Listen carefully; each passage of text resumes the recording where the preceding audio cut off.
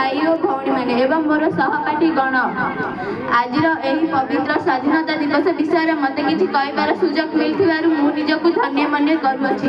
भूल थिले त्रुटि मार्जना करिबा बोली मोर आशा और विश्वास। आज होउछि 78तम स्वाधीनता दिवस। एही अवसर मु मो देश पई महाभारतीय और जाति पई कृतज्ञता ज्ञापन करुअछि।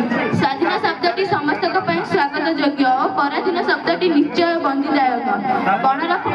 बणर पशु पक्षी मध्य पंजुरे रहिबाकु चाहती नाही कारण समस्ते मुक्त और स्वाधीन अछंती। स्वाधीनता होउछि मनुष्यर जन्मगत अधिकार। प्रत्येक मनुष्यर स्वाधीन भावे बंचिबार अधिकार अछि।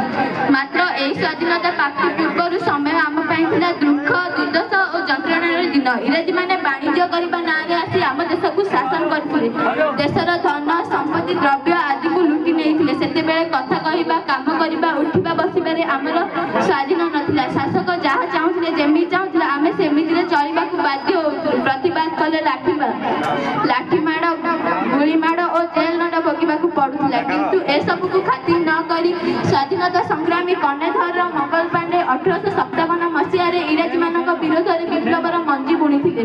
1858 मसीह रानी लक्ष्मीबाई और टांडिया टपे ए विप्लव को आगे नेथिले। खुदीराम भगत सिंह और चंद्रशेखर आजाद स्वाधीनता पाई हसी हसी फांसी कुठारे झुटी पड़ते। 1938 मसीह बाजीराव कठोर सुखिला प्रजामंडल हुकुम नहीं दंडामुली छाड़बे नहीं। और 1944 मसीह वीरयात्री सुभाष कहले तमे मते रक्त दियो मु तुमको स्वाधीन देबी। शेष 1947 मसीह अगस्त 15 तारिख मध्यरात्रि आम देश स्वाधीन लाभ कला। सेबेठारु आमे स्वाधीन देशर स्वाधीन संतान हेलु। एति कहि वक्तव्य शेष करूछु। जय हिंद जय भारत।